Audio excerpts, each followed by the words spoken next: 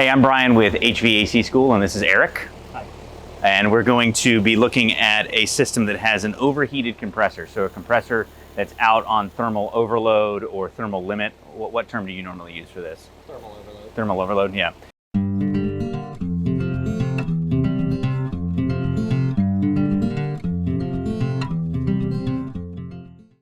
So it's out on thermal overload. The first thing that you're going to notice is the sound of it. You can hear the fan running, but you don't hear that deeper tone of the compressor running. So for an experienced technician, that's going to be the first thing that you're going to notice. What are some of the first things that you check when you walk up to a system that sounds like this?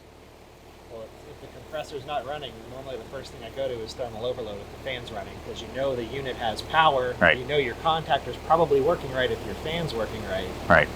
So the first thing I'm going to do when I walk into something like this is shut off power, and I will put a gauge on it to make sure there is refrigerant present In the system. Yeah. You don't want to go through all the trouble of cooling it down if it's Yep. flat. Another thing is, before you even put a gauge on, I'm always going to just take a look at the port and make sure that we're not showing signs of oil at the port itself. Exactly. So always looking for visible signs of oil, because you wouldn't want to cover up a leak on the port.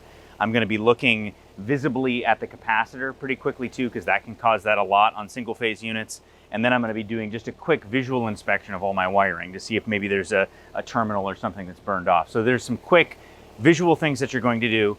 But once you do those things and you've confirmed that there is refrigerant in the system on the gauge, then we have to go into some basic electrical diagnosis. So our thermal overload is a switch. It's a switch that is a normally closed, open on rise thermal switch. And one of the most common reasons why a compressor won't run, but there's always a reason why that happens. In this particular case, we caused this unit to go out on thermal overload intentionally, and just talk about what you did in order to make that happen. Well, it was kind of interesting because I've never been tasked with trying to make it go into thermal overload, so I just thought to myself, I'll make the compression ratio as high as possible. So I throttled the liquid down until I was getting a very low suction pressure, and just let it run like that. So it had that really high pressure differential and wasn't getting any cooling from the refrigerant. Yep. All right, so It now took about an hour, right? So now we're going to show what we've got, what we set up, and then we're going to go through some diagnostic steps that you would take in real life. So I'm going to be doing the filming, and Eric's going to be putting his hands on tools because he's a little better at that than I am. First thing we're going to want to do is find our disconnect and disconnect power to our unit. And then we're going to use our meter on volts. So we're going to go to volts, and we're going to test voltage to ground. We got nothing. Now, something I probably should have done first was test it while it was still live and then shut the power off. So I kind of skipped a step there, but it's always good to make sure your meter is working before you start touching stuff. But a quick way to confirm that that compressor's off on thermal overload is we're going to switch to ohms now. So we're going to switch from volts to ohms. We're checking on the top of the contactor our ohms, and we're seeing 86 ohms. And the reason we're seeing that is because the compressor is actually not in the circuit right now. We're only seeing the resistance through the fan motor and whatever else might be hooked to the contactor. If the compressor's in the circuit, it'll be more like 1 ohm or very, very low ohms. And that's because compressors, because they're higher current drawing, they actually have lower resistance. Lower resistance equals higher current. So from here, we would definitely want to look inside the unit, because another thing you could have is you could definitely have a wire burned off or something to not have the compressor run, and to see that reading, you could have a wire melt or burn off completely. So you want to do a quick visual inspection in there at the compressor before we go any further. Now, you do want to confirm, I like to confirm that at the compressor that there's not like a break in the wire we're not seeing. So, you know, this can get a little involved to pull the fan, but we're going to pull the fan off, pull the plug off the compressor, and verify at the compressor that it's open there.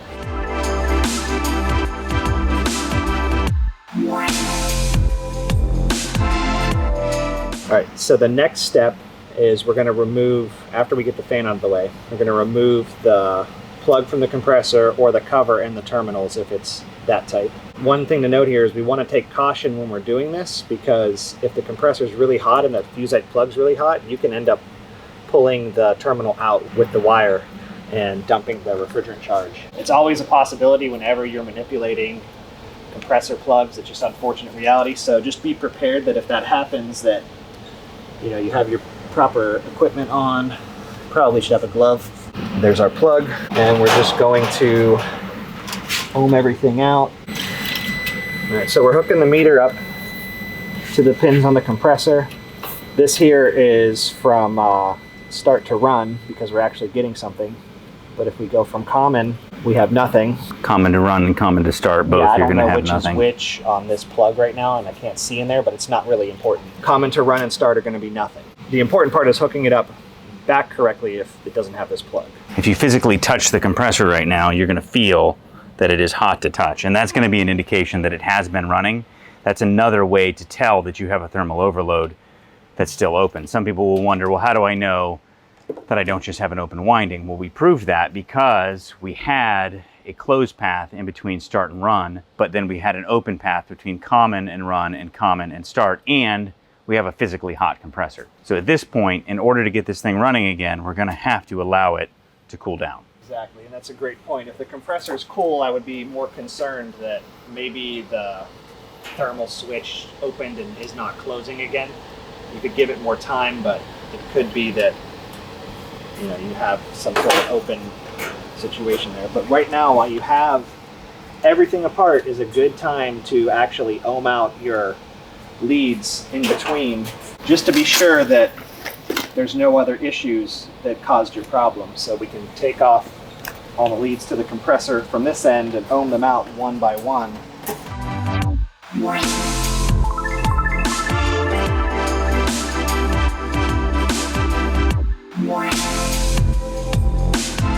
Start with common, you want the meter there.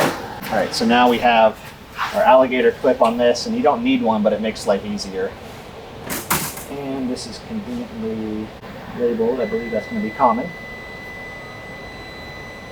So we're good there. So what we're testing from one end of this lead or wire to your compressor to the other end with an ohm meter to confirm that the leads themselves are good and that the plug has connection all the way through. There.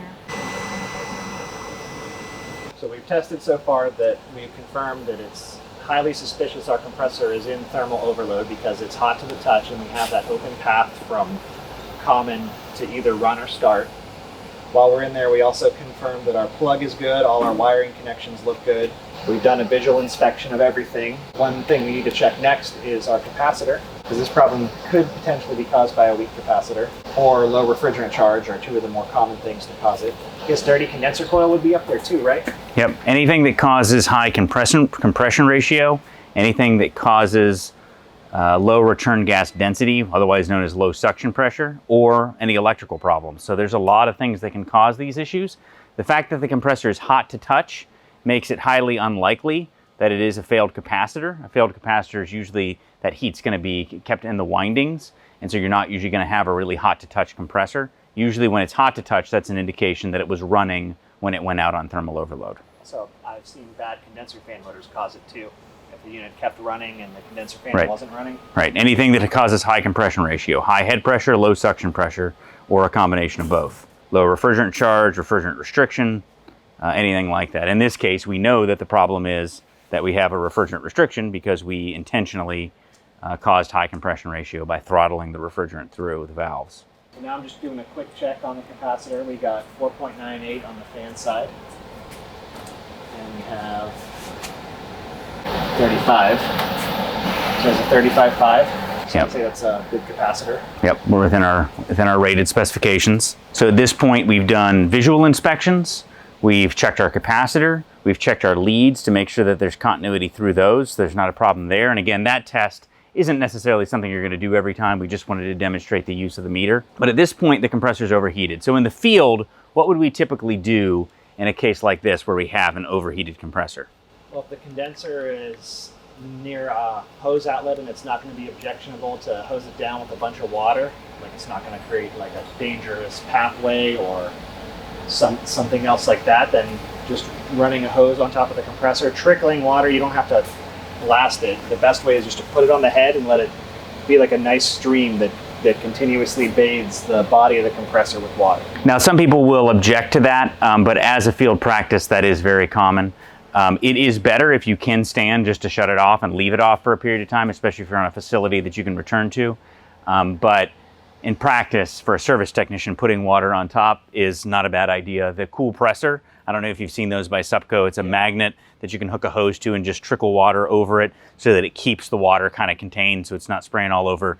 That is a nice option. Some people will say, well, is it good to put the water on the compressor? Well, these things are outside all the time. So if the compressor is designed to have water hitting it, that's not a problem. But again, you don't want to be making a mess. And some people will point out, well, that rapid contraction, because could that cause problems? I mean, there is some potential there, I guess, but we're working in a real world where we have to get these things cooled down. But in this case, we're just gonna let it sit for a while, and we're gonna come back to it in a little bit and see if it's cooled down. Now, if you wanted to be able to know when that compressor reset, what would be one of the most practical ways of doing that? If you have your wiring reconnected, which is usually what I would do at this point. If I was going to start cooling it down, I would start that and start reconnecting wiring as much as I could. And you had the clamps. The clamps are a nice, easy way to just clip them on there and set your meter to continuity, because the fan motor typically isn't going to trigger the continuity Correct. beep, but once that compressor Kicks goes back in, you'll hear your meter start beeping.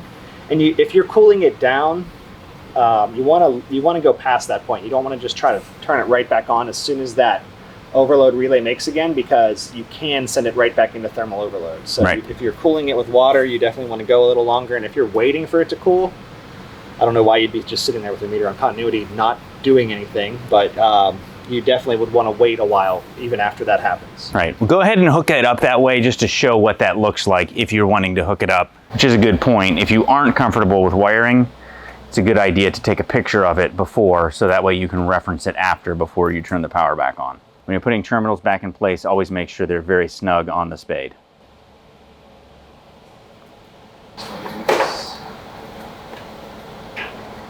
So right now we haven't put the fan back on yet, and we are testing from run to common at the contactor. So just literally you have clamps on ohm, you have meter leads with alligator clips on top of the contactor, and we're reading OL right now, open line, no continuity, or I should say infinite ohms, but that's just because the condenser fan isn't in place. If we were to put the condenser fan in place, you would measure an ohm reading, but it would just be a high ohm rating. So again, it's all a question of whether or not you want to put the top back on or not. Either way, right now, this thing is going to start to ring, and it's going to measure low ohms as soon as that thermal overload closes. But if we were to put the condenser fan back in the circuit, we're going to see we're back at our 83 ohms now. That's the resistance of the condenser fan. Yes. As soon as that compressor comes back in, that resistance is going to go much lower and the thing's going to start to ring out. All right, so now it's just a waiting game. Yep. All right, so let's take a look at our wiring diagram real quick and this thermal overload, kind of what that looks like. So it's very, very small on this diagram, but you can see we've got compressor, and we've got this thermal overload. That illustration right there with that kind of crooked line, that is a temperature activated switch or temperature activated contact or safety. And so that is a single pole, single throw, open on rise, normally closed, it's a mouthful, thermal overload switch. You can see we do not have a common winding. There's just a switch there. So that's why if our thermal overload is open, we will have continuity or a low ohm path between start and run, but we will have an open leg, otherwise known as infinite ohms, between run and common and start and common. So right now we have our alligator clips between 0.21 and 23, and it's showing an open path with no fan because it has to go through our thermal overload for there to be a path. If the fan is in, then it's able to make a path through the fan, but that's a higher ohm path, and so that's why it's not ringing out, even with the fan connected.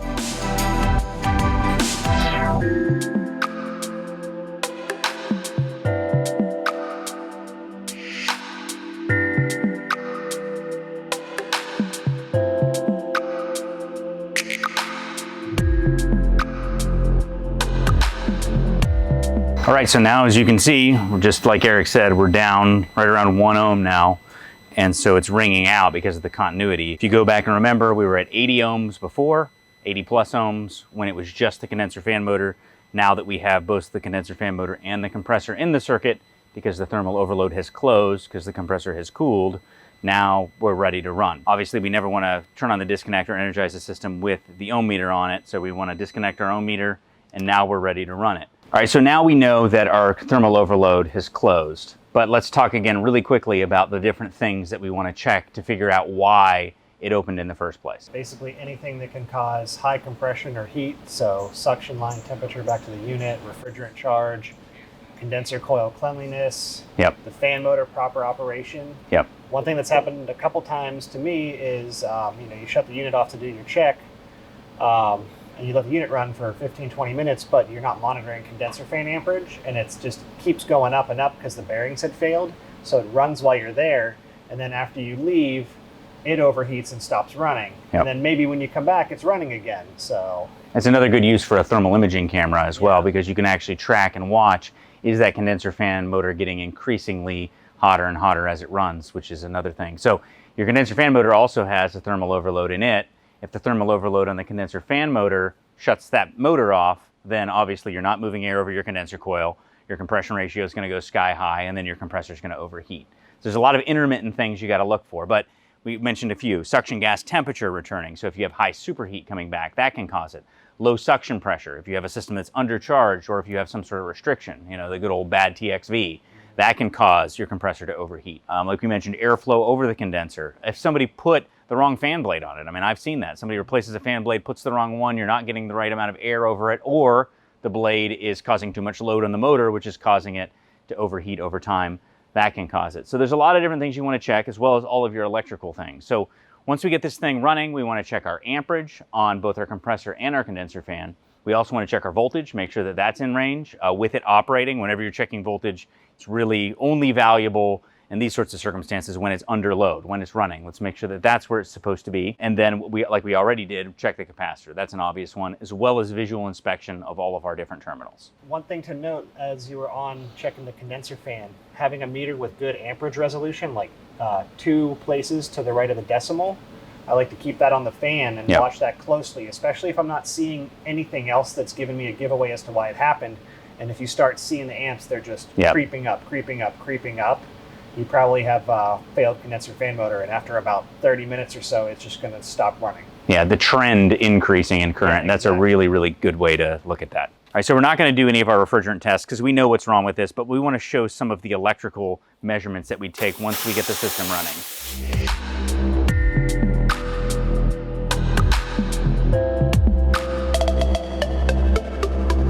So the first thing we're going to look at is amps of the compressor and condenser fan. Make sure they're in range with your nameplate rating, or if it's an aftermarket motor, go by the rating of the motor or compressor. This is the factory motor, and we're drawing 0.6. And a lot of these on the newer units, they can be right at the edge of where they say they're going to be for whatever reason. So this actually says 0.6 full load amps, and it's pretty much running. It depends where your meter is too. We're getting like 0.54. And if your meter doesn't have 2 lines of resolution, it's probably going to round up. But this would be one to keep an eye on, just to make sure your meter's in a good spot. And if that keeps trending up, then definitely something to watch out for. So we're also going to check our voltage. And we could check it in and out of the contactor. We might as well, since we're at this point. It's really easy to do now with the cover off. You see we are at 209.7 volts. And we can check our voltage drop across our contacts. So this shouldn't be a significant amount because we're essentially have both meter leads on the same point if that switch is doing its job. And then we can check over here. So everything looks good there.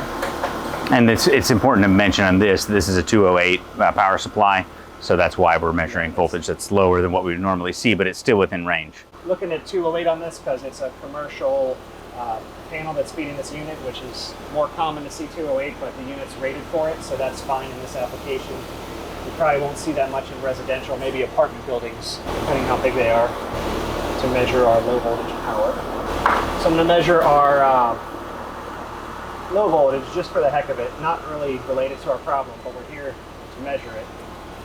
And we're at 23 volts. So in this case, we may actually have a transformer that's not properly tapped. It's probably not tapped for the application, but there again, this is a trainer unit, so what is it going to be plugged into, right? We don't really actually know until we do it, so we would have to change it. We should change this tap if it's a permanent install. Right, well, hey, We can show how to do it at least, so that's good. So if we're looking at our refrigerant charge now, our suction line temperature is a big one to look at, as well as discharge pressure and liquid line temperature.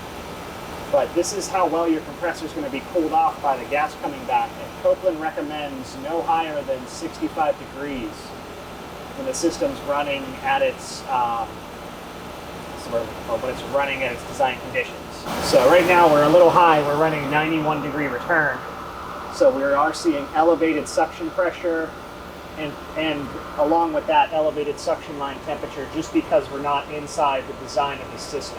But typically this would be, starting to get in that caution area if your suction line temperature is that high when the house or the space is down to temperature.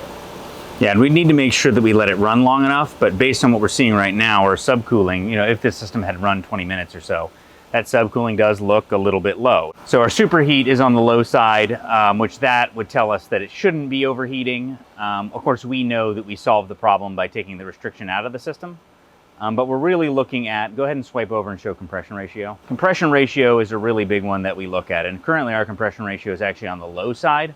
So that isn't really giving us an indication of anything that would cause us to go out on thermal limit. Head pressure is not abnormally high. Our suction pressure is high, but that's just because it's 91 degree return air temperature in this particular situation. We know the problem was a restriction that caused it because we added it to the system, but these are just the things you're looking for in order to prevent compressor overheating. All right, so I'm Brian with HVAC School. I'm Eric with HVAC School. We'll catch you on the next one. Thanks for watching our video. If you enjoyed it and got something out of it, if you wouldn't mind hitting the thumbs up button to like the video, subscribe to the channel, and click the notifications bell to be notified when new videos come out. HVAC School is far more than a YouTube channel. You can find out more by going to hvacrschool.com, which is our website and hub for all of our content, including tech tips, videos, podcasts, and so much more. You can also subscribe to the podcast on any podcast app of your choosing. You can also join our Facebook group if you want to weigh in on the conversation yourself. Thanks again for watching.